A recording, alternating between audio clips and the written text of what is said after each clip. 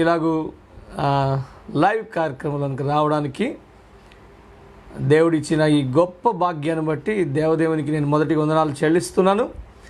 అలాగే ఈ కార్యక్రమాలను వీక్షిస్తున్న మరి మా విద్యార్థులకి, అలాగే సంఘ సభ్యులకి, వాక్యాన్ని ప్రేమించే మరి విశ్వాస సమూహానికి మన ప్రభువును రక్షకుడునైన మహాదేవుడు యేసుక్రీస్తు ప్రభువారి యొక్క శ్రేష్టమైన నామం. అలాగే మనం మరి నిన్నటి దినం నుండి పరిశుద్ధాత్మను గురించిన కొన్ని విషయాలు మనం నేర్చుకుంటూ వస్తూ ఉన్నాం. నేను నిన్ననే చెప్పాను, న్యూమటాలజీ అనేది ఏదైతే ఉందో పరిశుద్ధాత్మను గురించిన సిద్ధాంతమో లేకపోతే అధ్యయనమో అని మనం చెప్పుకుంటాం కదా, the doctrine of Holy Spirit. దాని లోపటి భాగంగా నిన్నటి దినాన మనం కొన్ని విషయాలు ధ్యానం చేసాం. పరిశుద్ధాత్మను గురించి తెలుసుకోవాలని అనుకున్నప్పుడు కొంత అవగాహన మనకి కావాలి. అందుకు దేవుని గురించిన అవగాహన కొరకే మీకు నిన్నటి దినాన కొన్ని విషయాలు నేను దేవుడు ఎవరు, ఆయన ఎలా ఉంటాడు, ఆయనకుండే గుణాలు, 3 రకాల గుణాలు, దైవ సంబంధమైన గుణాలు, అలాగే ప్రకృతి సంబంధమైన అంటే సృష్టి సంబంధమైన గుణాలు, అదే రీతిగా మరి మోరల్ అట్రిబ్యూట్స్ అనంటే నైతికపరమైన గుణాలు దేవునికి ఉంటాయి. ఆ గుణాల గురించి కొంత చర్చించుకున్నాం. అలాగే దేవుడిలో ఏకత్వము, బహుళత్వము, ఈ 2 స్వభావాలు ఉండినట్టుగా మనం చూసాం. వాటి గురించి కూడా మనం కొంత ధ్యానం చేసాం. నేను ఇచ్చిన సమాచారం సంపూర్ణమైన సమాచారం కాకపోవచ్చు. దాని గురించి ఇంకా మనం వివరంగా మరి ముందు తెలుసుకోవడానికి మనం ప్రయత్నం చేద్దాం. అయితే నిన్నటి అంశానికి నేను కొనసాగింపుగా ఈరోజు మరికొన్ని విషయాలు మీతో చర్చించాలని, దేవుని వాక్యాన్ని ధ్యానం చేయాలని నేను ఆశపడుతూ ఉన్నాను. ప్రియమైన దేవుని బిడ్డలారా, నేను ఒక మాట చదవాలని ఆశపడుతున్నాను బైబిల్ గ్రంథం లోపట. ఏంటి ఆ మాట అనంటే మత్తయి సువార్త, బైబిల్ గ్రంథం లోపట మత్తయి సువార్త 12వ అధ్యాయము, మత్తయి సువార్త 12వ అధ్యాయము 31వ వచనం నుండి కొన్ని మాటలు మనం చదువుదాం. బైబిల్ గ్రంథంలో రాయబడ్డాయి. కాబట్టి నేను మీతో చెప్పునదేమనగా, మనుష్యులు చేయు ప్రతి పాపమును దూషణయు వారికి క్షమింపబడును గాని ఆత్మ విషయమైన దూషణకు పాపక్షమాపణ లేదు. ఇంకా చదువుదాం. మనుష్య కుమారునికి విరోధముగా మాటలాడువానికి పాపక్షమాపణ కలదు గాని పరిశుద్ధాత్మకు విరోధముగా మాటలాడువానికి ఈ యుగమందైనను పాపక్షమాపణ లేదు. ఒక చిన్న ప్రార్థన. ప్రేమ కలిగిన మా తండ్రి, నీకు వందనాలు. మరొక పర్యాయం మేము ఇలాగ నీ వాక్యాన్ని ధ్యానించాలని నీ పాద సన్నిధికి వచ్చాం. నేర్పించేవాడవు, బోధించేవాడవు, అధ్యాపకుడవు నీవు మాత్రమే. నాకు మొదట నేర్పించండి, మా అందరికీ నేర్పించి మా ఆధ్యాత్మిక జీవితాలకు అవి తండ్రి హెచ్చరికనిస్తూ, తృప్తినిస్తూ, దీవెనకరంగా ఉండడానికి సహాయం చేయమని యేసు నామమున ప్రార్థించి వేడుకుంటూ ఉన్నాం తండ్రి, ఆమెన్. ప్రియమైన దేవుని బిడ్డలారా, ఇక్కడ వ్రాయబడిన ఒక మాట ఏంటంటే, ఆత్మ విషయమైన దూషణకు పాపక్షమాపణ లేదు. మనుష్య కుమారునికి విరోధముగా మాట్లాడువానికి పాపక్షమాపణ కలదు గాని పరిశుద్ధాత్మకు విరోధముగా మాట్లాడువానికి ఈ యుగమందైనను రాబో యుగమందైనను పాపక్షమాపణ లేదు అని ప్రభు చెప్తూ ఉన్నాడు. స్వయాన యేసుక్రీస్తు ప్రభువారు ఈ భూలోకమందు నరవతారిగా ఆయన అవతరించి జీవిస్తున్న దినాలలో ఆయన చెప్పిన స్పష్టమైన మాటలు ఇవి. పరిశుద్ధాత్మ విషయం లోపల చాలా జాగ్రత్తగా మనం వర్తించాలి, మనం ఉండాలి అనేది. అది ఎంత కఠినమైన మాటగా ఇక్కడ ఉన్నది అనంటే, ఈవెన్ మనుష్య కుమారుణ్ణి దూషించినా పర్వాలేదు, క్షమాపణ ఉండినది. కానీ పరిశుద్ధాత్మ విషయమై దూషణ అది క్షమింపరానిదిగా ఉండినట్టు ఇక్కడ చూస్తాం. అరే, మనుష్య కుమారుణ్ణి దూషిస్తే క్షమాపణ ఉండడం ఏంటి అని అంటారేమో. మనుష్య కుమారుడు దూషింపబడ్డానికే, అవమానపరచబడ్డానికే, హింసింపబడ్డానికే, ఆయన శ్రమ పడడానికే ఈ లోకానికి వచ్చాడు. అందుకు ఆయనను దూషిస్తారు, ఆయనను హింసిస్తారు, ఆయనను నిందిస్తారు, ఆయనను అవమానపరుస్తారు. చూడండి, ఈ మాటలు మనం ఇక్కడ చూడగలుగుతాం. లూకాసు సువార్త బైబిల్ గ్రంథం లోపట లూకాసు సువార్త 18వ అధ్యాయము 31వ వచనం నుండి చదువుదాం. ఆయన తన 12 మంది శిష్యులను పిలిచి, ఇదిగో యెరూషలేమునకు వెళ్ళుచున్నాము, మనుష్య కుమారుని గూర్చి ప్రవక్తల చేత వ్రాయబడిన మాటలన్నీ నెరవేర్చబడును. ఆయన ఉమ్మివేసి ఆయనను కొరడాలతో కొట్టి చంపుదురు.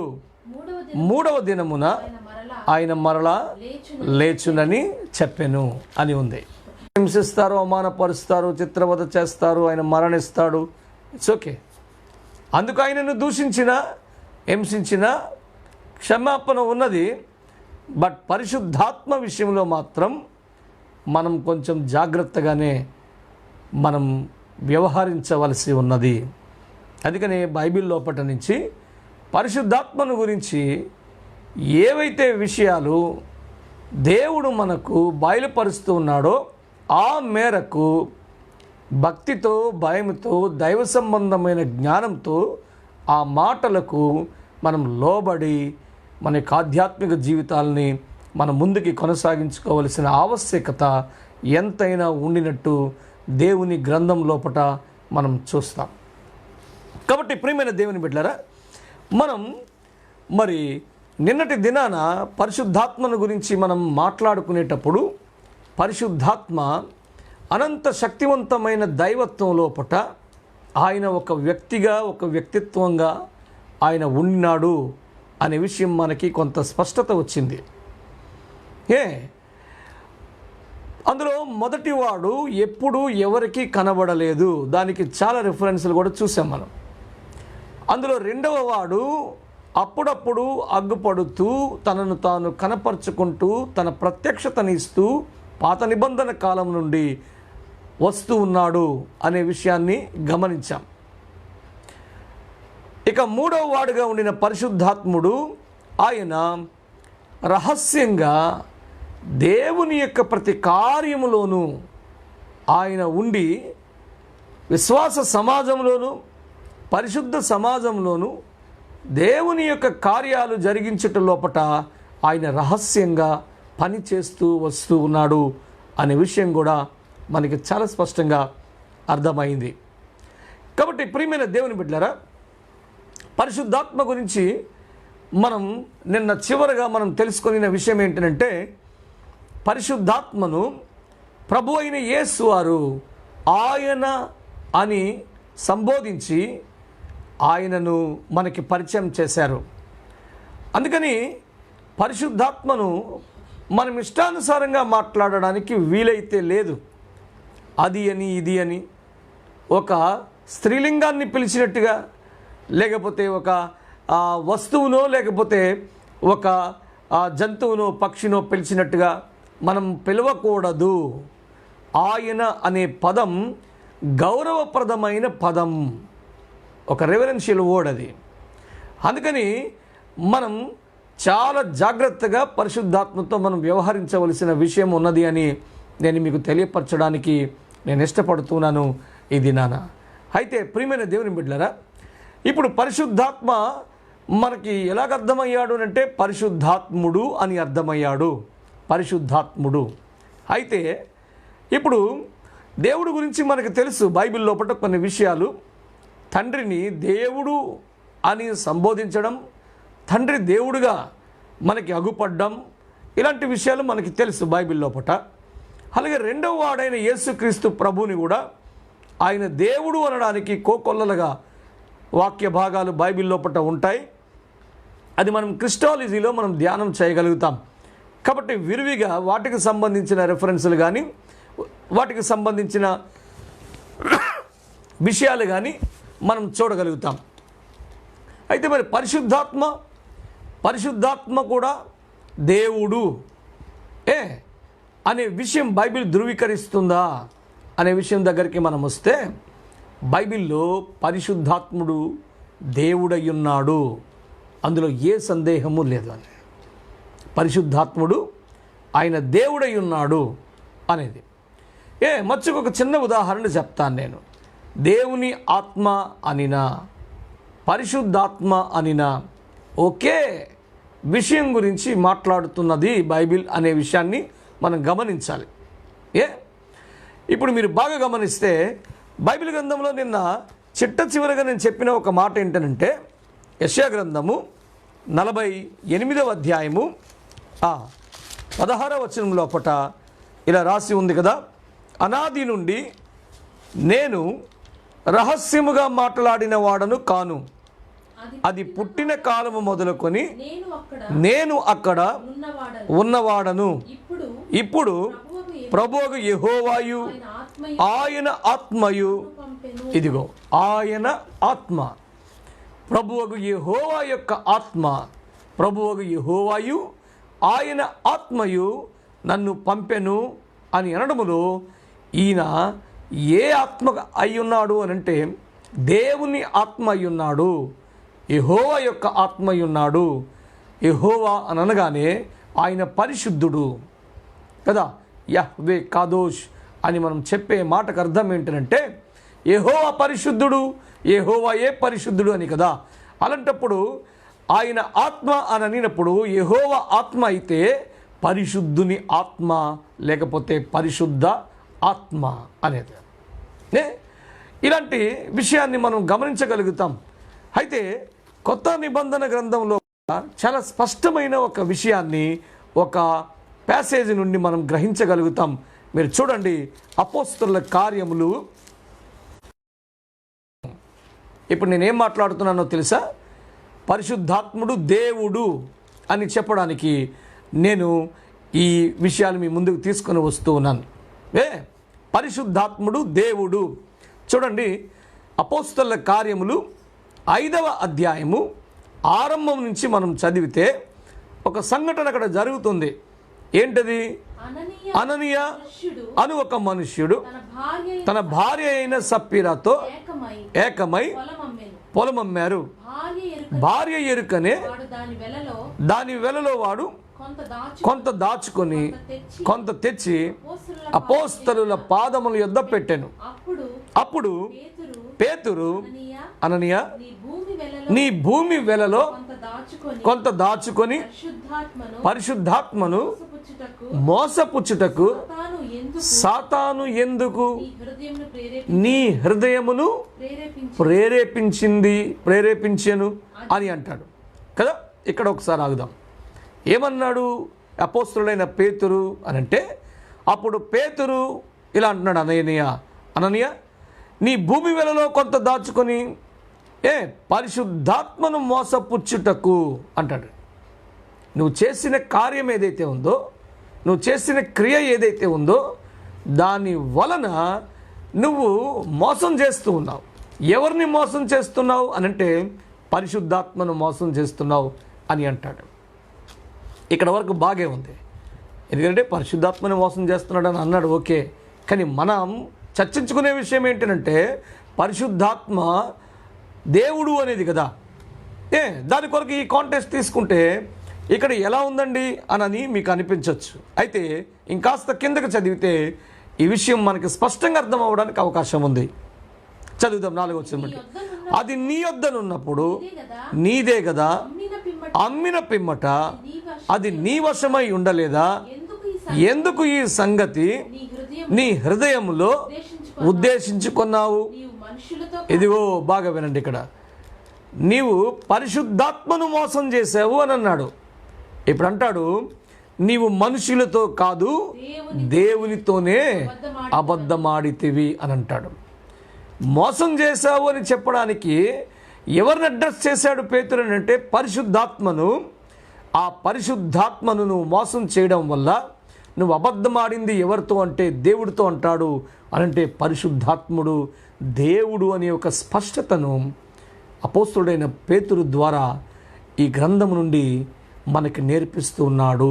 అందుకనే పరిశుద్ధాత్మ గురించి మనకి స్పష్టంగా కొన్ని విషయాలు తెలియాలి అని అంటే దేవుడి గురించి తెలియాలి అని నిన్నటి దినాన మీకు చెప్పాను. దేవుడి గురించి మనకు అర్థం అవ్వాలి. ఎందుకంటే దైవత్వంలో ఒక భాగమై ఉన్నాడు పరిశుద్ధాత్ముడు. దైవత్వంలో అతడు ఒక వ్యక్తిత్వం అయి ఉన్నాడు పరిశుద్ధాత్ముడు. ఒక వ్యక్తి అయి ఆయన పరిశుద్ధాత్మ దైవత్వంలో మిళితమై ఉండినట్టు మనం చూడగలుగుతాం. కాబట్టి ఇప్పుడు నేను ఇంకొక విషయాన్ని చెప్తాను. మీరు ఒక విషయం చూపెట్టారండి. అపోస్తల కార్యములో 5వ అధ్యాయంలో అననీయ సప్పీరాల స్టోరీ జరుగుతున్నప్పుడు అపోస్తల్లో ఒక అనౌన్స్మెంట్ ఇచ్చారు. మీ ఆస్తులను తెచ్చి అపోస్తల పాదముల మీద పెట్టండి, దగ్గర పెట్టండి అని అంటే వాళ్ళిద్దరు వెళ్ళి ఏదో చేశారు, కొంత దాచారు, కొంత తెచ్చారు. దాని విషయంలో పేతురు గారు లేచి ఇలా చెప్తున్నారు, నువ్వు పరిశుద్ధాత్మను మోసగించావు అంటే నువ్వు దేవుడితోనే అబద్ధం ఆడావు అని అండంలో పరిశుద్ధాత్ముడు దేవుడు అనే ఒక విషయాన్ని చెప్పారు. బాగే ఉందండి. అయితే దేవునికి గురించి నిన్న మీరు మాట్లాడేటప్పుడు, నిన్నే కాదు ఎప్పుడు మాట్లాడినా దేవుడి గురించి చెప్పుకునేటప్పుడు థియాలజీ ప్రాపర్ మనకేం నేర్పిస్తుంది అంటే దేవునికి కొన్ని అట్రిబ్యూట్స్ ఉంటాయి. దేవుడు కొన్ని గుణలక్షణాలు కలిగి ఉంటాడు. ఆ గుణలక్షణాల లోపల నిన్నటి దినాన 3 చూసాం మనం. ఒకటి దైవ సంబంధమైన గుణలక్షణాలు, 2 సృష్టి సంబంధమైన అంటే ప్రకృతి సంబంధమైన గుణలక్షణాలు, 3 నైతికపరమైన గుణలక్షణాలు అని. ఇలాంటి గుణలక్షణాలతో దేవుడు ఉంటాడు కదా. ఇప్పుడు మీరు పరిశుద్ధాత్ముడు దేవుడు అన్నప్పుడు మరి పరిశుద్ధాత్మకి ఇలాంటి గుణలక్షణాలు ఉండినావా అనే ప్రశ్న మనకొస్తుంది. నేను మిమ్మల్ని ఆరంభం నుంచి తీసుకొని వెళ్ళాలనే ప్రయత్నం చేస్తూ ఉన్నాను. అందుకు మీరు బాగా గమనించండి. ఏదో పొడిని కాదు, నేను చెప్తున్న సమాచారమే చాలా తక్కువ సమాచారం, ఆధ్యాత్మిక సమాచారాన్ని మీకు అందిస్తున్నాను. ఇది ఇంకా విస్తృతంగా అనేకమైన విషయాలు ఇందు లోపల చర్చకు వస్తాయి. అవన్నీ చెప్పడానికి సమయభావం లేదు. నేను కొంతలో కొంత నేను దీనిని మినిమైజ్ చేసి మీ మెద్దకు తీసుకొని వస్తున్నాను. అయితే దేవునికి కొన్ని గుణలక్షణాలు ఉంటాయి కదా, పరిశుద్ధాత్ముడికి కూడా గుణలక్షణాలు అలాంటివి ఉన్నాయా? అవి దేవుని యొక్క గుణలక్షణాలతో మ్యాచ్ అవ్వాలి. అలాంటివి ఉన్నాయా అని అంటే ఖచ్చితంగా ఉండినట్టు మనం చూడగలుగుతాం. ఒక్క పర్యాయం బైబిల్ గ్రంథంలోకి వెళ్దామా? చూద్దాం ఒకసారి. పరిశుద్ధాత్ముడు నిత్యుడు. ఎందుకంటే దేవుడు నిత్యుడు కాబట్టి. దేవుడు నిత్యుడు. నేను చెప్పాను, గాడ్ ఈజ్ ఇటర్నల్, నిత్యుడైన దేవుడు అని. దేవుడు నిత్యుడు. అయితే పరిశుద్ధాత్మ కూడా నిత్యుడై ఉండాలి ఇప్పుడు దేవుడైతే కదూ. అందుకని పరిశుద్ధాత్ముడు నిత్యుడేనా? బైబిల్ ఇలాగ చెప్తుంది చూడండి. హెబ్రీయులకు రాసిన పత్రిక 9వ అధ్యాయము 14వ వచనాన్ని ఒక పర్యాయం చదువుదామా? హెబ్రీ గ్రంథకర్త చెప్తూ ఉన్నాడు, నిత్యుడగు ఆత్మ ద్వారా తన్ను తాను దేవునికి నిర్దోషినిగా అర్పించుకొనిన క్రీస్తు యొక్క రక్తము నిర్జీవ క్రియలను విడచి జీవము గల దేవుని సేవించుటకు నీ మనస్సాక్షిని ఎంతో ఎక్కువగా శుద్ధి చేయును. మనస్సాక్షిని ఎంతో ఎక్కువ శుద్ధి చేయడానికి ఆయన అర్పించుకున్నాడు తన్ను తాను కదా. ఎవరి ద్వారా దేవునికి తన్ను తాను అర్పించుకున్నాడు అంటే ఆత్మ ద్వారా తాను అర్పించుకున్నాడు. ఆ ఆత్మ ఎవరని అడ్రస్ చేస్తాడు అంటే నిత్యుడగు ఆత్మ. మరొకసారి ఆ మొదటి వచనాలు చదువుదామా? 9:14. నిత్యుడగు ఆత్మ ద్వారా తన్ను తాను దేవునికి నిర్దోషముగా అర్పించుకొనిన చాలు. దేవునికి తనను తాను నిర్దోషముగా అర్పించుకొనిన ఆ విధానం లోపట ఆయనకి సహకరించిన లేకపోతే ప్రభువుకి సహకరించినది ఎవరు, ఎవరి ద్వారా ఆయన దేవునికి నిర్దోషంగా తనను తాను అర్పించుకున్నాడు అనంటే నిత్యుడగు ఆత్మ ద్వారా అని. దేవుడే నిత్యుడు. ఇప్పుడు మనం పరిశుద్ధాత్మ దేవుడు అనే అంశం లోపట మనం ప్రయాణం చేస్తూ ఉన్నాం కదా. ఈ ప్రయాణం లోపట ఇప్పుడు దేవుడు నిత్యుడు అయితే ఆ నిత్యుడైన దేవుడు ఎవరైతే ఉన్నారో ఆ నిత్యుడైన దేవునిలాగే పరిశుద్ధాత్మ కూడా ఆ నిత్యుడగు ఆత్మగా ఉండినట్టు మనం చూస్తాం. ఆయన నిత్యుడు. ఎవరు? పరిశుద్ధాత్ముడు. ఆయన దేవుడు. రెండవది, దేవుడు సర్వవ్యాపకుడుగా ఉంటాడు. అంటే ఓమిని ప్రెజెంట్ అని చెప్పుకున్నాం. గాడ్ ఈజ్ ఓమిని ప్రెజెంట్ అంటే సర్వవ్యాపకుడు, విశ్వమంతా అలముకొని ఉంటాడు. విశ్వం నాట్ ఓన్లీ ప్లానెట్, ఈ ఎర్త్, ఈ భూమి మాత్రమే కాదు, విశ్వమంతా అలముకొని ఉంటాడు. ఆయన విశ్వమంతా అలముకొని ఉన్నాడు అని దేవుడి గురించి చెప్పుకుంటాం. ఆవరించి ఉన్నాడు, వ్యాపించి ఉన్నాడు, ఇలాంటి భావాలు అక్కడ మనం జొప్పించవచ్చు ఓమిని ప్రెజెంట్ దగ్గర. ఇది దేవుని యొక్క గుణం కదా. పరిశుద్ధాత్మ గురించి కూడా ఎలాంటి మాట బైబిల్ లోపల ఉందా? మీరు దేవుడు అంటున్నారు కదా అని అంటే ఖచ్చితంగా ఒక మంచి మాట బైబిల్లో రాసి ఉంది. చదువుదామా? కీర్తనల గ్రంథము 139వ కీర్తన ఒకసారి చదువుదాం. 139వ కీర్తన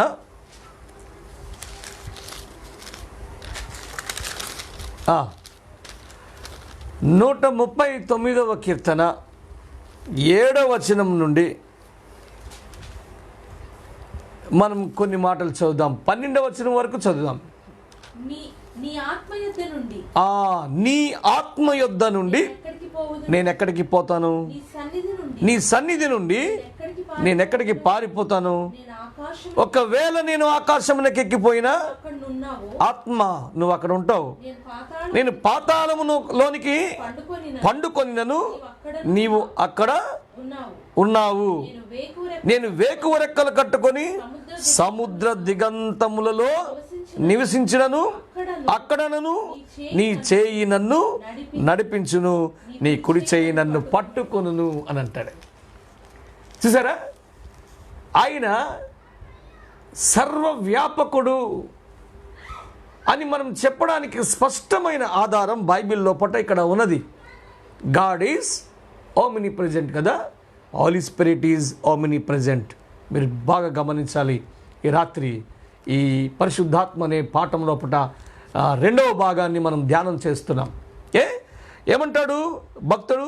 ఇలా అంటున్నాడు దావీదు కదా, నీ ఆత్మ యుద్ధ నుంచి నేను ఎక్కడికి పోతాను? నీ సన్నిధి నుంచి నేను ఎక్కడ పారిపోతాను? నేను ఆకాశంలోకి ఎక్కిపోయినా అక్కడ నువ్వు ఉంటావు, పాతాళంలోనికి దిగిపోయినా అక్కడ నువ్వు ఉంటావు అంటే ఆకాశము పాతాళముల అంత అలముకొని ఉన్నాడు, వ్యాపించి ఉన్నాడు ఆత్మయున్న దేవుడు పరిశుద్ధాత్ముడు.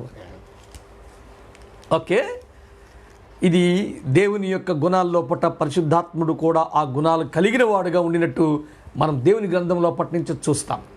ఇకపోతే నేను కొన్ని బుల్లెట్ లైన్స్లా కొన్ని విషయాలే చెప్తున్నాను, ఇవన్నీ చర్చించుకోవడానికి సమయభావం వలన. అందుకని మీరు బాగా గమనించండి. కేవలం ఓమిని ప్రెజెంటే కాదు దేవుడు, ఓమిని పొటెంట్ కూడా. దేవుడు ఓమిని పొటెంట్ అనంటే దేవుడు సర్వశక్తి కలిగిన వాడు, లేకపోతే సర్వశక్తిమంతుడు అని మనం చెప్పుకుంటాం. శక్తిమంతుడు దేవుడు అనేది కదా. పరిశుద్ధాత్మ దేవుడే అయితే ఆయన కూడా ఓమిని పొటెంట్గా ఉండాలి కదా. దానికి కూడా ఒక మంచి ఆధారాన్ని బైబిల్లో పట్టించి నేను మీకు చూపించడానికి నేను ఇష్టపడుతున్నాను. లూకాసు సువార్త 1వ అధ్యాయము 35వ వచనము 36వ వచనం 37వ వచనాలు ఒక పర్యాయం చదువుదామా ఒక్కసారి. లూకాసు సువార్త 1వ అధ్యాయము 35 నుంచి చదువుదాం. దూత పరిశుద్ధాత్మ నీ మీదికి వచ్చును, సర్వోన్నతుని శక్తి నిన్ను కమ్ముకొనును గనుక పుట్టబోవు శిశువు పరిశుద్ధుడై దేవుని కుమారుడనబడును. చాలు తల్లి. పరిశుద్ధాత్మ నీ మీదకి వచ్చినప్పుడు సర్వోన్నతిని శక్తి నిన్ను కమ్ముకుంటుంది అని అంటాడు. పరిశుద్ధాత్మ రావడంతోనే దేవుని శక్తి ఆవరిస్తుంది అని అంటాడు. అనంటే శక్తిమంతుడైన వాడుగా పరిశుద్ధాత్ముడు ఉన్నాడు అనడానికి ఒక స్పష్టమైన ఆధారం బైబిల్ గ్రంథంలో నుంచి మనం చూడగలుగుతాం. ఎప్పుడైతే పరిశుద్ధాత్మ నీ మీదకి వస్తాడో నువ్వు శక్తిని అందుతావు, నువ్వు శక్తి పొందుకుంటావు. అది ఏ శక్తి అనంటే గాడ్ ఈజ్ ఓమ్నిపోటెంట్ కదా, దేవుని శక్తి, సర్వోన్నతుడైన దేవుని శక్తిని కలిగి పరిశుద్ధాత్ముడు ఉన్నాడు అని దేవుని వాక్యం చాలా స్పష్టంగా మనతో మాట్లాడుతుంది. అందుకని పరిశుద్ధాత్ముడు సర్వశక్తిమంతుడు కూడా, సర్వవ్యాపకుడు అని చూసాం, సర్వశక్తిమంతుడు అని చూసాం, అతడు నిత్యుడు అని కూడా మనం చూసాం. ఓకేనా? మరొక విషయం దగ్గరికి మనం వెళ్దాం. దేవుడు ఓమ్ని సెయింట్ అనంటే సర్వజ్ఞాని అయి ఉన్నాడు, అన్నీ ఎరిగిన వాడై ఉంటాడు దేవుడు.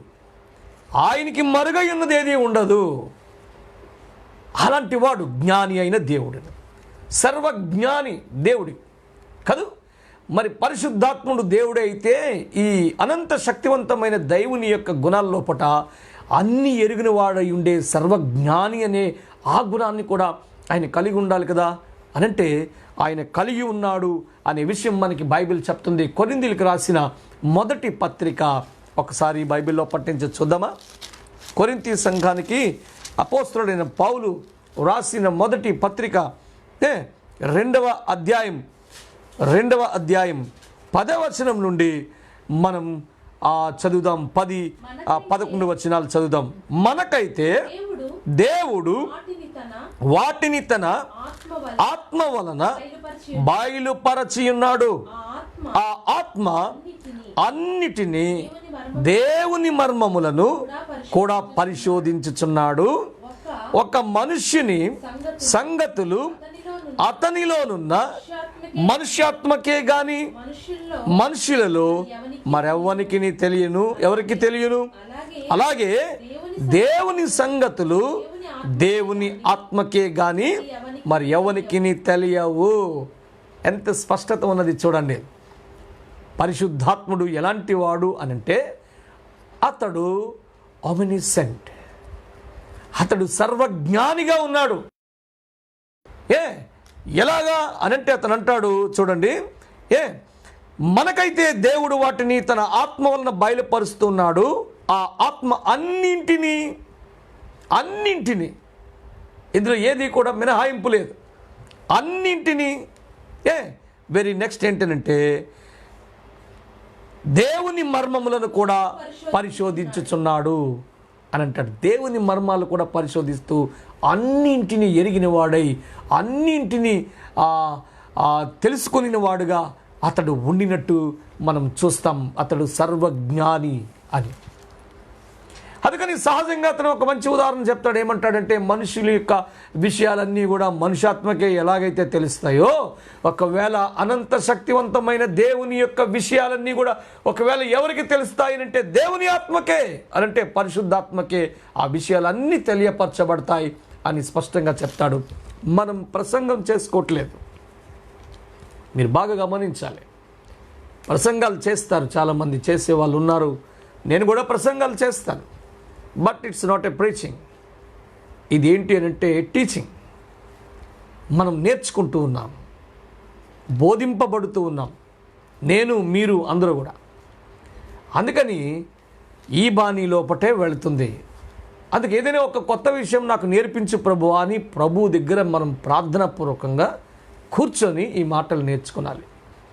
ఎక్కువ ఇది ఎందుకు నేను ఇలాంటి ఈ టాపిక్ని ఎన్నుకొని నేను ఈ కార్యక్రమాన్ని నిర్వహిస్తున్నానంటే, ఆండ్రూస్ డిసైపుల్షిప్ ట్రైనింగ్ ప్రోగ్రామ్ అని ఒక శిష్యత్వపు తర్ఫీదు కార్యక్రమం ఉన్నది మా పరిచర్యలో. అందుకు దానికి ఆయా ప్రాంతాల్లో విద్యార్థులు ఉన్నారు. మాది ఒక మొబైల్ ఇన్స్టిట్యూషన్. ఎక్కడ 30 మంది కూర్చుంటే వాళ్ళకి ఈ కోర్సుని మేము ఇంట్రడ్యూస్ చేసి వాళ్ళని తర్ఫీదు ఇచ్చి వస్తాం. ఈ లాక్డౌన్లో మా క్లాసెస్ అన్నీ ఎవ్రీ సాటర్డే జరుగుతాయి, అవి ఆగిపోయాయి. అందుకని ఆయా ప్రాంతాల్లో ఉన్న మా విద్యార్థులకు ఈ క్లాసులు మేము కండక్ట్ చేస్తూ ఉన్నాం. ఆ పారంపర్యంలో ఇవి జరుగుతూ ఉన్నాయి. అందుకని మీరు బాగా గమనించండి. మనం నేర్చుకోగలిగితే ఖచ్చితంగా మనం నేర్చుకోవడానికి అవకాశం ఉంది. ప్రియమైన దేవుని బిడ్డలారా, ప్రభు అంటాడు మీరు శిష్యులను తయారు చేయండి అని. కానీ ఇప్పుడు ప్రజలు శిష్యులను తయారు చేయట్లేదు, వాళ్ళకి ఫాలోవర్స్ని తయారు చేసుకుంటున్నారు. దాని గురించి కూడా ఒక మంచి టీచింగ్ మాట్లాడుతాను నేను ఖచ్చితంగా. శిష్యత్వాన్ని గురించి కూడా మనం మాట్లాడుకుందాం. అందుకని ప్రభు చెప్పిన ఆ పనిని మనం ఖచ్చితంగా నిర్వర్తించాలి. ఆ భాగంలోనే ఈ పాఠాలు మనం నేర్చుకుంటూ ఉన్నాం. ఇప్పుడు పరిశుద్ధాత్మ గురించి మనకు తెలిసిన విషయాలు ఏంటంటే అతడు దేవుడు, అందుకే ఆయనని సంబోధించాలి. ఆయన నిత్యుడు ఆత్మగా ఉన్నాడు. ఆయన సర్వ శక్తిమంతుడు, ఆయన ఓమ్నిపొటెంట్గా ఉన్నాడు. ఆయన సర్వవ్యాపకుడు, ఆయన ఓమ్ని ప్రజెంట్గా ఉన్నాడు. ఆయన సర్వ జ్ఞాని, ఆయన ఓమ్ని సెయింట్గా ఉన్నాడు అనే విషయం మనకు తెలుసు. ఇంకొకటి చెప్పి నేను కాస్త ముందుకు మిమ్మల్ని తీసుకొని వెళ్తాను. ఏంటది అనంటే పరిశుద్ధాత్ముడు అతడు సర్వాధికారి, సార్వభౌముడిగా కూడా ఉన్నాడు అని. ఇది దేవుని గుణమే. దేవుడే, గాడ్ ఈజ్ సావరిన్, ఆయన సర్వాధికారి, సార్వభౌముడు దేవుడు. పరిశుద్ధాత్మ కూడా సర్వాధికారం కలిగిన వాడుగా ఉండినట్టు మనం చూస్తాం. చూడండి, కొరింథీయులకు రాసిన మొదటి పత్రిక లోపట ఒక ప్రాముఖ్యమైన అంశం 12వ అధ్యాయం. ఇది చాలా మంచి టాపిక్ ఉన్న భాగాలు ఇవి. రానున్న దినాల్లో మనం కొరింథీయులకు రాసిన మొదటి పత్రిక 12వ అధ్యాయం 4వ వచనం నుండి కొన్ని విషయాలు మనం ధ్యానం చేస్తాం. చాలా ఇంట్రెస్టింగ్గా ఉంటుంది. మీకు చాలా సందేహాలు అక్కడ నివృత్తి చేయబడతాయి. చాలా సందేహాలు కూడా కొత్తగా ప్రారంభమవుతాయి కూడా. ఏమైనా దేవుని పాదాల దగ్గర పడి ప్రభువే మనకి నేర్పించాలి, ప్రభువే మనతో మాట్లాడాలని వాటి గురించి మనం ధ్యానం చేద్దాం. ఈ కొరింథీయులకు రాసిన మొదటి పత్రిక 12వ అధ్యాయం 11వ వచనం ఒక పర్యాయం చదువుదామా? ఆత్మ ఉన్న దేవుడు ఎలాంటి వాడో మనకు అక్కడ తెలుస్తుంది. ఆయనను వీటన్నిటినీ, ఏంటి వీటన్నిటినీ అంటే పైన కృపావరాల జాబితా ఉంది. అవి మామూలు విషయాలు కాదు, అవి మనుషులకు సాధ్యమయ్యే పనులు కూడా కాదు. అవి మానవాతీతమైన కొన్ని ఆ శక్తిని పొందుకొనిన తరువాత జరిగించారు ఆ కార్యాలను అపోస్తలు. ఇలాంటి మానవాతీతమైన దైవ సంబంధమైన శక్తివంతమైన ఈ కార్యాలను ఎవరు జరిగిస్తున్నారు? అధికారం లేకపోతే ఎవరు జరిగించగలుగుతారు ఇలాంటి కార్యాలను? అందుకని అంటాడు 11వ వచనం, మళ్ళీ చదువుదామా? ఆయనను ఆ పైనున్న శక్తివంతమైన ఆత్మకార్యాలను, ఆ ఆత్మ ఒక్కడే అనంటే పరిశుద్ధాత్మ ఒక్కడే తన చిత్తము చొప్పున ప్రతివానికి ప్రత్యేకంగా ఆయన పంచి ఇచ్చుచు కార్యసిద్ధి కలుగజేయుచున్నాడు అని అంటాడు. ఈ విషయాలు మనం బాగా ధ్యానం చేద్దామండి రేపటి దినాల్లో, ముందు దినాల్లో. కాబట్టి ప్రియమైన దేవుని బిడ్డలారా, ఇప్పుడు పరిశుద్ధాత్ముడు ఎలాగ ఉన్నాడు, ఏమై ఉన్నాడు అనే విషయాల దగ్గరకు వచ్చేటప్పటికి మనకి నేర్చుకున్న కొన్ని పాఠాలు, కొన్ని విషయాలు ఏంటంటే పరిశుద్ధాత్ముడు దేవుడు, దేవునికి ఉండిన కొన్ని గుణలక్షణాలు ఆయనకు కూడా ఉన్నాయి. అందుకని పరిశుద్ధాత్ముడు ఆయన నిత్యుడు, పరిశుద్ధాత్ముడు సర్వ వ్యాపకుడు, పరిశుద్ధాత్ముడు సర్వ శక్తివంతుడు, పరిశుద్ధాత్ముడు సర్వ జ్ఞాని, పరిశుద్ధాత్ముడు సార్వభౌముడు. ఎందుకు ఇవి పరిశుద్ధాత్మకు ఆపాదించాము అంటే పరిశుద్ధాత్ముడు దేవుడు కాబట్టి అందులో వెసులుబాటు లేదు. సావరిన్ పరిశుద్ధాత్ముడు దేవుడు కాబట్టి పరిశుద్ధాత్ముడు సార్వభౌముడు అంటే సావరేన్. ఓకేనా? అలాగే ఇంకాస్త ముందుకు వెళితే పరిశుద్ధాత్మునికి వ్యక్తిత్వం ఉన్నది. ఎందుకని అంటే పరిశుద్ధాత్ముని ఒక వ్యక్తిగా మనం గుర్తించాం. నిన్నటి పాఠం లోపట, ఈరోజున ఆరంభ పాఠం లోపట కూడా పరిశుద్ధాత్ముడిని మనం వ్యక్తిగా గుర్తించాం. అది ప్రభువే, యేసు ప్రభువే సంఘానికి ఆయనను ఒక వ్యక్తిగా పరిచయం చేశాడు. కాబట్టి ఆయన వ్యక్తి అయితే ఆయనకి వ్యక్తిత్వం ఉంటుంది. ఇది మీరు బాగా గమనించాలి. పరిశుద్ధాత్ముడు వ్యక్తి అయితే పరిశుద్ధాత్మునికి వ్యక్తిత్వం ఉంటుంది కదా. ఖచ్చితంగా వ్యక్తిత్వము ఆయనకి ఉండి ఉంటుంది. అందుకనే పరిశుద్ధాత్ముడి గురించి మనం మాట్లాడుకున్నప్పుడు Holy Spirit is a person. కాబట్టి ఆయనకి వ్యక్తిత్వం కూడా ఉంది. ఆయన వ్యక్తిత్వం కలిగిన వాడుగా ఒక వ్యక్తిగా పరిచయం చేయబడ్డాడు. బైబిల్ లోపటే స్పష్టంగా ఈ విషయాలు ఉన్నాయి.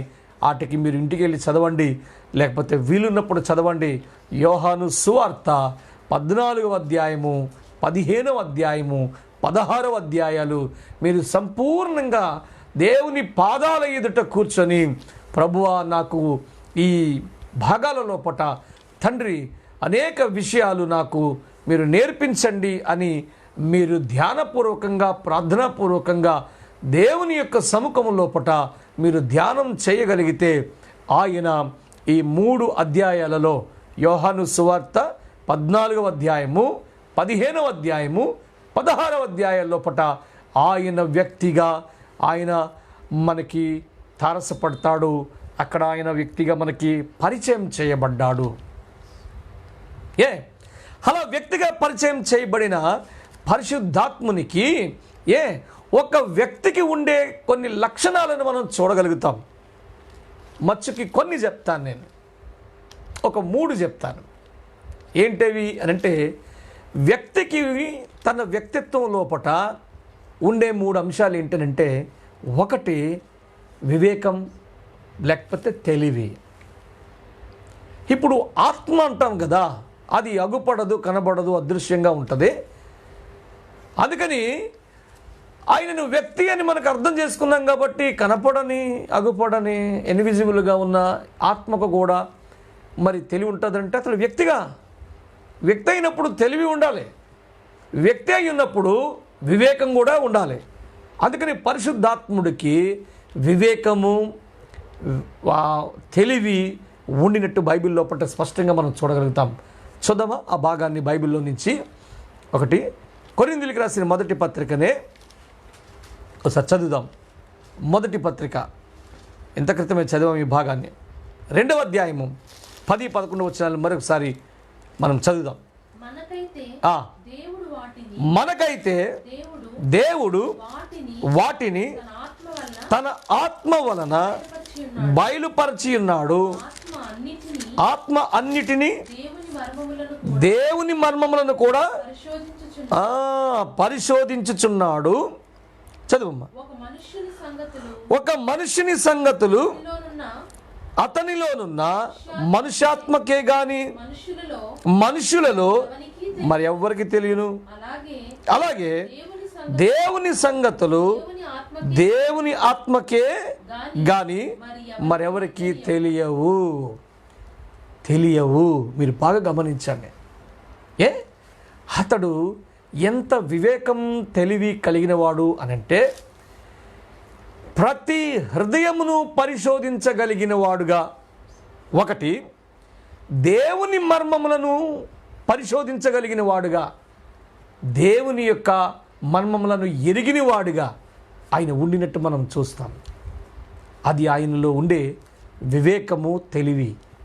ప్రియమైన దేవుని బిడ్డలారా, అందుకని దేవునికి ఏదైతే తెలివి, వివేకం ఉంటుందో పరిశుద్ధాత్మునికి కూడా ఆ తెలివి, వివేకాలు ఉన్నాయి. ఆత్మ ఉన్నా కూడా ఆయన వ్యక్తి అయి ఉన్నప్పుడు వ్యక్తిత్వంలో తెలివి, వివేకాలు ఎలాగైతే ఉంటాయో ఆ తెలివి, వివేకాలకు ప్రతీకగా ఉండే పరిశోధించడం. రెండవది ఎరిగి ఉండడం, తెలుసుకొని ఉండడం అనే భావాలు ఈ భాగం లోపల మనం చూడగలుగుతాం. అంత మాత్రమే కాదు, తెలివి, వివేకం ఒకటే కాదు, వ్యక్తికి ఉండే ఆ విషయాల లోపట లక్షణాలలో చిత్తం ఒకటి ఉంది. ప్రతి మనిషికి ఒక చిత్తం ఉంటుంది. ప్రతి మనిషికి వివేకం ఎలా ఉంటుందో, ప్రతి మనిషికి తెలివి తేటలు ఎలా ఉంటాయో, అలాగే ప్రతి మనిషికి చిత్తం కూడా ఒకటి ఉంటుంది.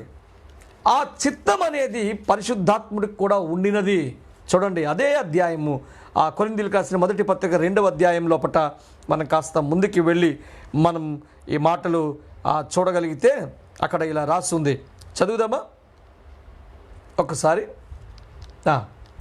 12వ అధ్యాయం, 2వ అధ్యాయం కాదు, క్షమించండి, 12వ అధ్యాయం, కొరింథీ సంఘానికి రాసిన 12వ అధ్యాయం. ఇంత క్రితం చదివాం మనం ఈ మాట.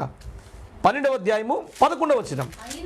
ఆయనను వీటన్నిటినీ ఆ ఆత్మ యొక్కడే, పరిశుద్ధాత్ముడు ఒక్కడే, అదిగో తనకి ఒక చిత్తం ఉండినది. ఇది పర్సనాలిటీలో, వ్యక్తిత్వం లోపట ఉండిన ఒక గుణం అది. అందుకనే పరిశుద్ధాత్ముడు ఒక వ్యక్తి అయి ఉన్నప్పుడు ఆయన లోపట ఏముంటాయి అని అంటే, వ్యక్తిలో ఉండే వివేకము, తెలివి, వ్యక్తిలో ఉండే చిత్తం, అవి పరిశుద్ధాత్ముడు లోపట ఉన్నాయి. ఈ రెండు విషయాలు కాకుండా ఇంకొకటి ఉంది, అది నేను చెప్తాను.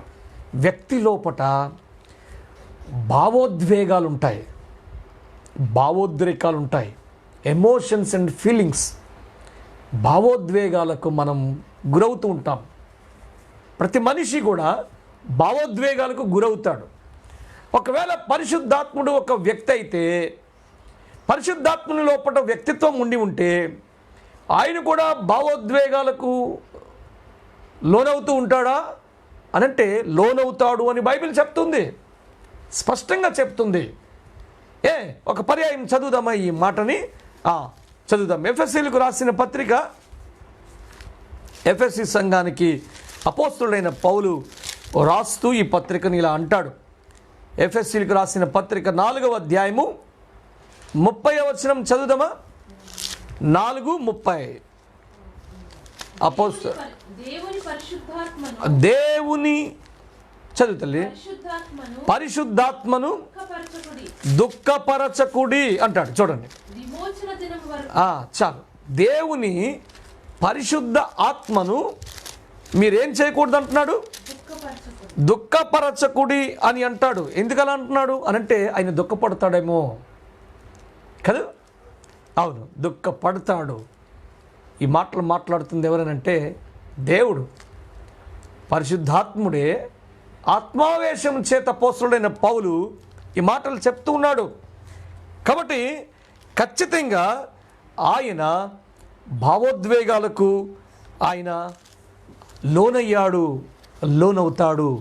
ఆయన దుఃఖించాడు అని అంటే, దుఃఖం అనేది భావోద్వేగాల్లో ఒకటైనప్పుడు, అది ఉండినప్పుడు అతడు సంతోషిస్తాడు, అతడు ప్రేమిస్తాడు, అతడు అభిమానిస్తాడు. ఇలాంటివన్నీ కూడా ఈ భావోద్వేగాల లోపల ఉండే అంశాలు ఖచ్చితంగా. ఇంకొక మంచి విషయాన్ని కూడా చెప్పేసి నేను ఈ విషయాలను నేను ముగించడానికి ప్రయత్నం చేస్తాను. రోమీయులకు రాసిన పత్రిక 15వ అధ్యాయం లోపల ఒక మంచి విషయం ఇక్కడ వ్రాసి ఉంది. చదువుదామా? 30వ వచనం నుండి చదువుదాం. అధ్యాయము 30వ వచనం నుండి మనం ఒకసారి ఈ భాగాన్ని మనం చదువుదాం. చదువుదాం. 30 అక్కడ 1 లేదు, 32 అని ఉంది. అది కంటిన్యూ చేయండి.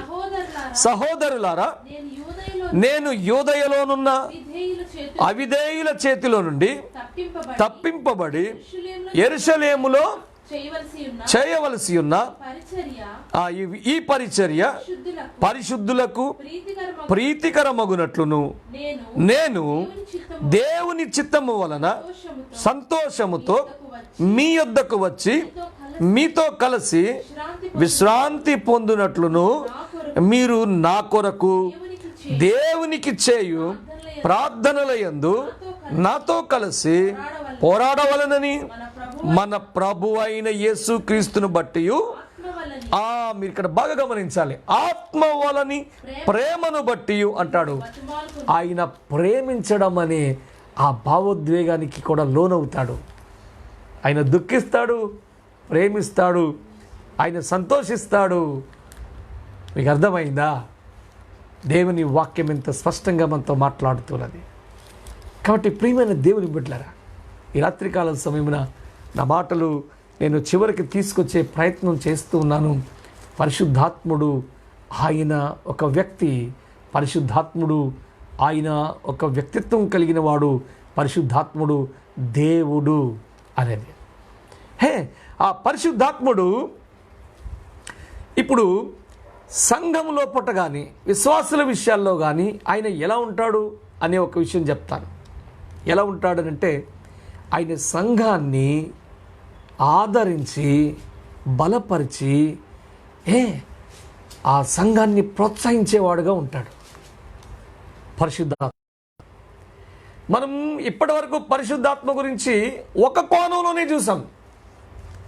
అంటే అందరి గురించి కాదు, ఈ విషయాలు చాలామందికి తెలుసు, ఇప్పటి వరకు ధ్యానించుకునేవి. వేదాంత కళాశాలలో విద్యను అభ్యసించిన వారికైతే మరీ బాగా తెలుసు.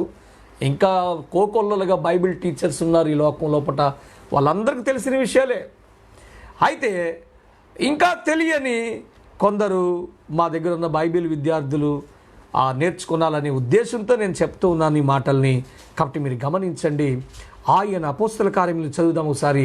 9వ అధ్యాయము 31వ వచనాన్ని చూద్దాం. అపోస్తల కార్యములు 9వ అధ్యాయము 31వ వచనం చదువుదామా? 9:31. కావున యూదయ గలిలయ సమరయ దేశములయందు అంతటా సంఘము క్షేమాభివృద్ధి నొందుచు సమాధానము కలిగి ఉండెను.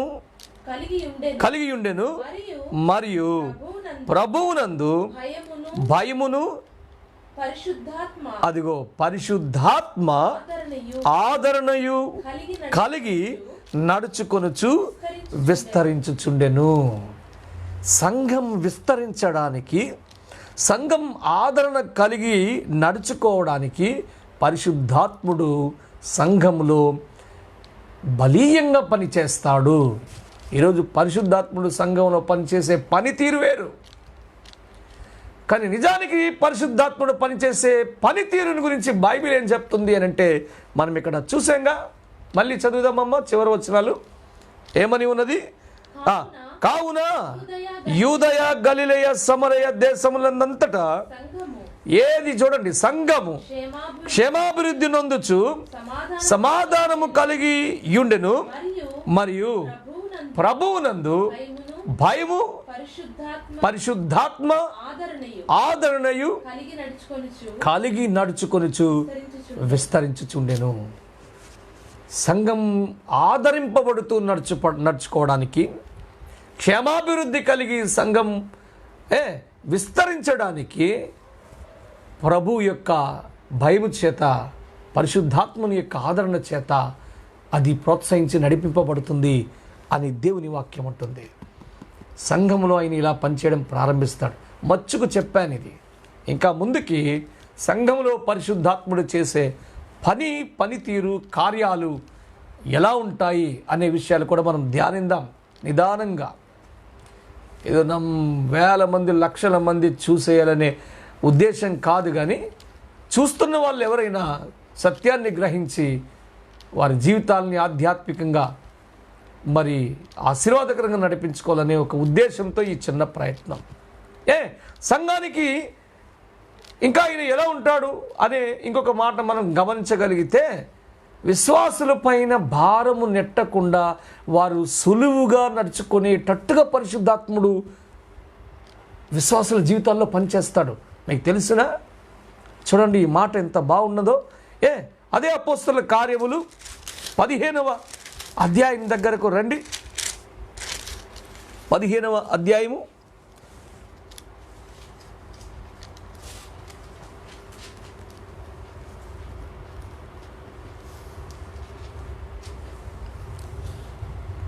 మీరు 29వ వచనం నుండి చదువుదామా?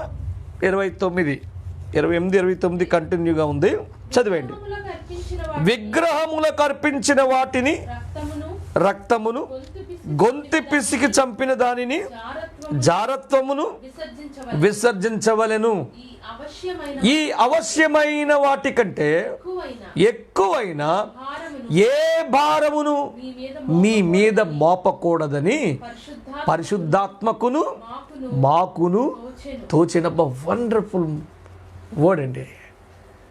పౌలు అంటున్నాడు చూడండి, సంఘములో ఉండిన రక్షింపబడిన విశ్వాస సమాజమా, మీ మీద భారమైన వాటిని మోపకూడదని మాకు ఆత్మకది తోచింది.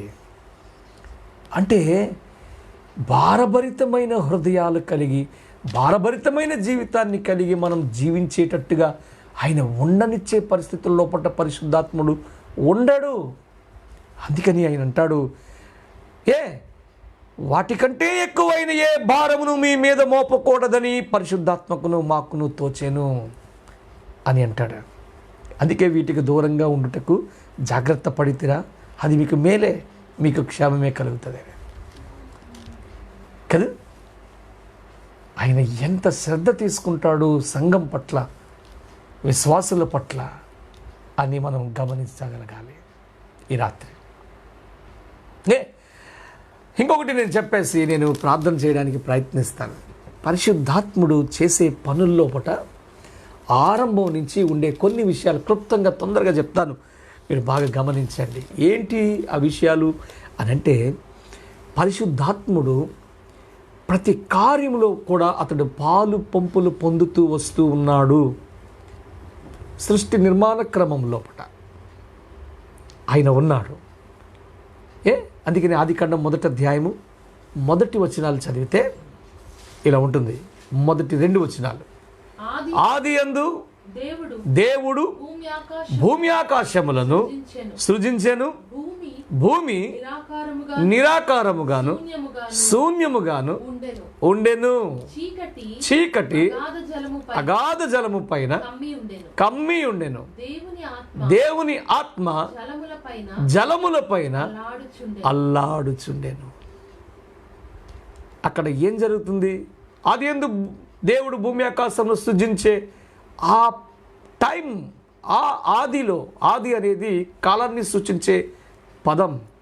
ఆ టైంలో అక్కడ పరిశుద్ధాత్ముడు ఉన్నాడు. పరిశుద్ధాత్ముడు ఉన్నాడు అంటే విశ్వ నిర్మాణం లోపట ఆయన ఉన్నాడు. విశ్వ నిర్మాణంలో ఆయన ఉన్నాడు.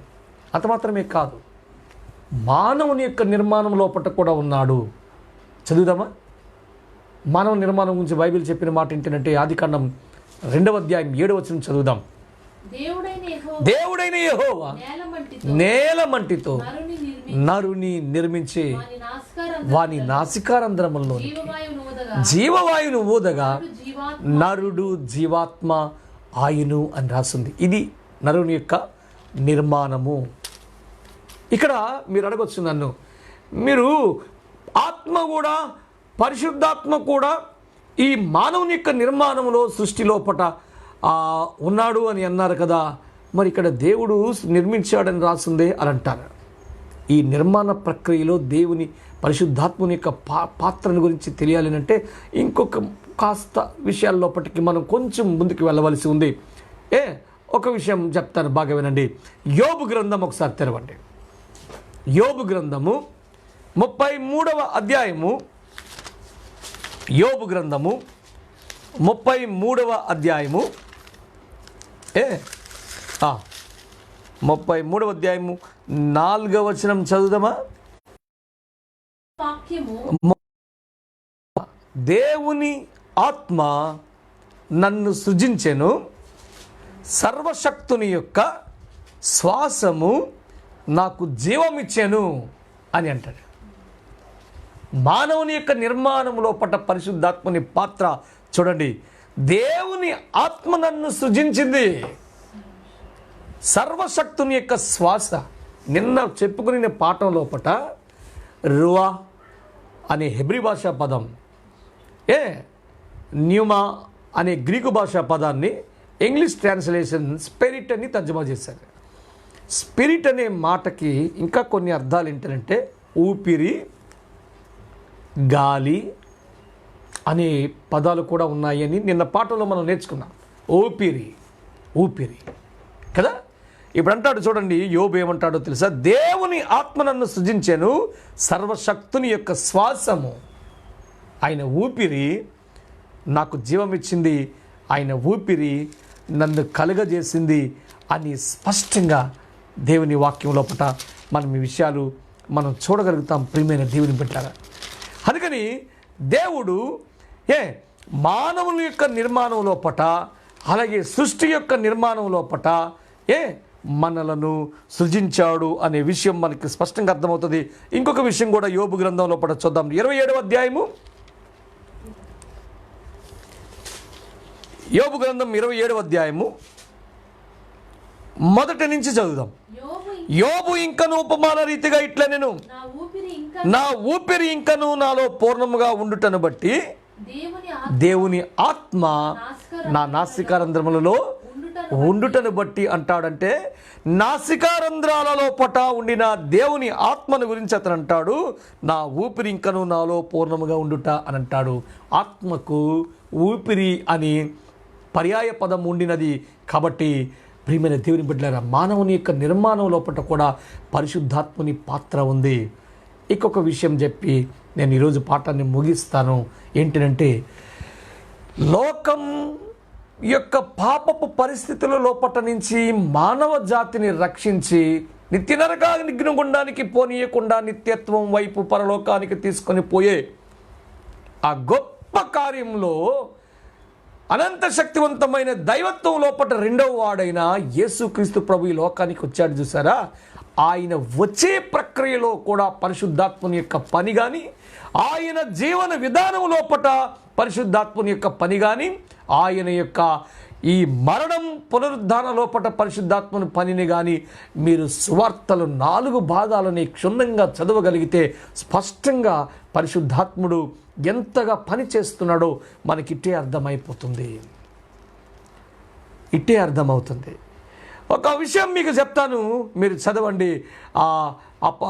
లూకాసు సువార్త 1వ అధ్యాయం 35వ వచనం లోపట ఆయన పుట్టినప్పుడు యేసుక్రీస్తు యొక్క జన్మము లోపట పరిశుద్ధాత్ముని పాత్ర ఒకసారి చూద్దాం. చూడండి, లూకాసు సువార్త 1వ అధ్యాయము.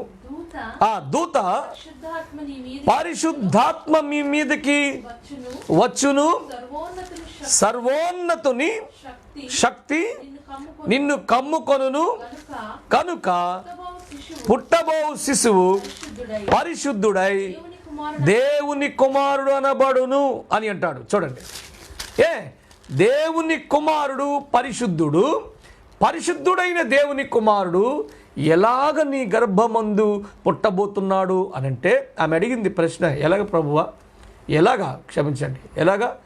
ఏ పురుషుణ్ణి ఎరగని దాన్ని నేను ఒక సంయోగం వల్ల, ఫలదీకరణ వలన ఒక ఆడకూతురు గర్భాన్ని ధరిస్తుందే, నాకు ఇటువంటిది లేనప్పుడు నేను ఎలా బిడ్డను కంటాను అనంటే, ఆ దేవదూత ఇచ్చిన సమాధానం ఏమిటంటే, అందరికీ ఫలదీకరణ అవసరం, నీకు కాదమ్మా, నీకు పరిశుద్ధాత్మ వలన నువ్వు గర్భాన్ని ధరిస్తావు, పరిశుద్ధాత్మ నీ మీదకి వస్తుంది, సర్వోన్నతుని యొక్క శక్తి నిన్ను కమ్ముకుంటుంది, అప్పుడు నీకు బిడ్డ పుడతాడు, పుట్టబో బిడ్డ పరిశుద్ధుడై అతడు దేవుని కుమారుడు అనబడతాడు అని యేసు ప్రభు యొక్క పుట్టు గురించి ఆత్మ వల్లనే గర్భం ధరిస్తాము. అంత క్లియర్గా మాకు కావాలి అని అడుగుతారా?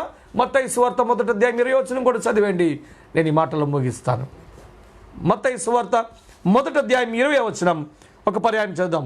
అతడు ఈ సంగతులను గూర్చి ఆలోచించుకొనుచుండగా, ఇదిగో ప్రభువు దూత స్వప్నమందు అతనికి ప్రత్యక్షమై, దావీదు కుమారుడు అయిన యోసేపు, నీ భార్య అయిన మరియను చేర్చుకొనుటకు భయపడకము, ఆమె గర్భము ధరించినది పరిశుద్ధాత్మ వలన కలిగింది.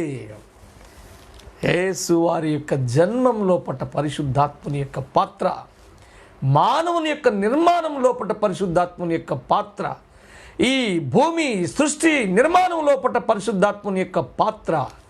పరిశుద్ధాత్మను వేరు చేసి దేనిని మనం గ్రహించలేం, దేనిని మనం అర్థం చేసుకోలేం. పరిశుద్ధాత్మను వేరు చేసి మనం ఏమీ చేయలేం. అంత ఇంపార్టెన్స్ పరిశుద్ధాత్మకు బైబిల్ లోపట ఉండినది అనే విషయాన్ని మనం ఎప్పుడు మర్చిపోకూడదు. కాబట్టి పరిశుద్ధాత్మ అనే అంశం లోపట మనం ధ్యానించిన రెండో విషయం ఏంటి అని అంటే, పరిశుద్ధాత్ముడు దేవుడై ఉన్నాడు. పరిశుద్ధాత్ముడు ఆయన దేవుడికుండిన గుణలక్షణాలు కలిగిన వాడుగా ఉన్నాడు. అందుకని పరిశుద్ధాత్ముడు నిత్యుడు, పరిశుద్ధాత్ముడు సర్వవ్యాపకుడు, పరిశుద్ధాత్ముడు సర్వశక్తిమంతుడు, పరిశుద్ధాత్ముడు సర్వజ్ఞాని, పరిశుద్ధాత్ముడు సర్వాధికారి లేకపోతే సార్వభౌముడు. పరిశుద్ధాత్ముడు ఒక వ్యక్తి కాబట్టి ఒక వ్యక్తికి ఉండే వ్యక్తిత్వం ఆయనకున్నది. వ్యక్తికి ఉండే తెలివి వివేకాలు పరిశుద్ధాత్మునికి ఉన్నాయి. వ్యక్తికి ఉండే ఆ భావోద్వేగాలు పరిశుద్ధాత్ముడికి కూడా ఉన్నాయి. ఆ వ్యక్తికి ఉండే చిత్తం ఏదైతే ఉంటుందో ఈయన వ్యక్తి కాబట్టి ఆయనకి చిత్తం కూడా ఉండినది. అంత మాత్రమే కాదు, అతడు సంఘాన్ని ప్రోత్సహించి బలపరిచేవాడుగా ఉంటాడు. రెండవది, సంఘ క్షేమాభివృద్ధి కొరకు ఆయన సులువుగా ఏ భారాన్ని వారి మీద మోపకుండా సులువుగా వారిని నడిపిస్తాడు. ఇకపోతే సృష్టి నిర్మాణంలో ఆయన పాత్ర, మానవ నిర్మాణంలో ఆయన పాత్ర, యేసుక్రీస్తు వారి యొక్క జననం లోపట ఆయన పాత్ర ఉండినది. పరిశుద్ధాత్ముని యొక్క అవసరత ఎంత ఉండినదో మీరు గమనించండి. పరిశుద్ధాత్మ గురించి ధ్యానించేటప్పుడు మీరు ఇక్కడి నుంచి వెళ్ళండి. మీరు దేనికి ప్రలోభాలకి మీరు గురి కాకండి. మనం అన్ని విషయాలు చర్చించుకుంటాం. మళ్ళీ చెప్తున్నాను, నేను మీకున్న సందేహాలన్నీ నివృత్తి చేసుకోవచ్చు పరిశుద్ధాత్మ విషయం లోపట. కానీ పాస్పోర్ట్ లేకుండా వీసా సంపాదించుకోవడం ఎంత వివేకమో, పునాది లేకుండా బంగ్లాని కట్టాలనుకొని ఊహించుకోవడం కూడా ఎంత వివేకమో, మనం పరిశుద్ధాత్మను గురించి ఈ ప్రాథమిక విషయాలు తెలుసుకోకుండా మనం ఆత్మ వరాలు ఆత్మ ఫలాల దగ్గరికి వెళ్ళిపోవడం అంతే అవివేకంగా ఉంటుంది. అందుకని వాటన్నిటినీ క్షుణ్ణంగా ధ్యానిద్దాం. ఇప్పుడు మన దేవుడు ఆయన ఇంకా ఏం చేస్తాడో మనం రేపటి దినాన్ని మనం చూద్దాం. ఆ మరిన్ని విషయాలు మనకి నేర్పించాలని మీరు ప్రార్థనాపూర్వకంగా పరిశుద్ధాత్మను వేడుకొనండి. రేపటి దినాన మరలా మనం 8 గంటలకి దేవుని సన్నిధి లోపట మనం కూడుకుందాం, ఈ విషయాలను చర్చించుకుందాం, ధ్యానిద్దాం. దేవుడు మీకు ఈ విషయాలన్నిటినీ అవగతం చేయునుగాక, మీకు అర్థమయ్యే రీతిగా ఆయన మీకు నేర్పించునుగాక, ఈ వాక్యం మీ హృదయాల్లో పదిలపరచబడునుగాక. అంతవరకు దేవుడు మిమ్మల్ని దీవించి ఆశీర్వదించునుగాక. ఈ కొద్ది మాటలు దేవుడికి నేను మహిమ చెల్లిస్తూ ఆ దేవుడి వీటిని దీవించునుగాక. చిన్న ప్రార్థన చేసుకొని ముగించుకుందాం. ప్రేమ కలిగిన మా తండ్రి, నీ కొందనాలు. కొన్ని విషయాలు మాతో మాట్లాడారు. ఈ విషయాలకు ఆంతర్యాన్ని, సంపూర్ణమైన అవగాహనను తండ్రి మేము కలిగి మా ఆధ్యాత్మిక జీవితాలను మేలుకరంగా, క్షేమకరంగా, ఆశీర్వాదకరంగా మలుచుకుంటూ మేము ముందుకు కొనసాగుటకు సహాయం చేయమని వీక్షిస్తున్న ప్రతి బిడ్డను, మా బైబిల్ విద్యార్థులను తండ్రి మీరు దర్శించి వారిని బలపరచమని, మీకే మహిమ ఘనత ప్రభావములు ఆరోపిస్తున్న కొరకు మరణించి మరణాన్ని గెలిచి త్వరలో రానియున్న యేసు పుణ్యనామమును ప్రార్థించి వేడుకుంటూ ఉన్నాం తండ్రి. Amen. Amen. Thank you and all. ఈ లైవ్ ఫేస్బుక్లో వస్తుంది. మరలా ఇదే మెసేజ్ మీరు చూడాలి అని అనుకుంటే మీరు లైవ్లో ఈ ఫేస్బుక్లో చూడొచ్చు. తర్వాత నా భాస్కర్ గెర్షోమ్ అనే యూట్యూబ్ ఛానల్ ఉంది, దానిని మీరు సబ్స్క్రైబ్ చేసుకోనండి. ఈ విషయాలు, ఈ మెసేజ్లన్నీ కూడా అందులో అప్లోడ్ చేస్తూ ఉన్నారు, మీరు అందులో కూడా వీక్షించవచ్చు. నా భాస్కర్ గెర్షోమ్ అని మీరు ట్యాగ్ చేస్తే దాంట్లో కొన్ని సందేశాలు ఉన్నాయి, కొన్ని వర్తమానాలు ఉన్నాయి, కొన్ని ఆధ్యాత్మిక గీతాలు ఉన్నాయి, అలాగే ఆరాధనా గీతాలు ఉన్నాయి. ఇవి మీకు ఆత్మీయ మేలులను అందించగలవని ఆశతో నేను చెప్తూ ఉన్నాను. అంతవరకు మిమ్మల్ని దేవుడు దీవించి ఆశీర్వదించునుగాక. God bless you all, one and all. Thank you.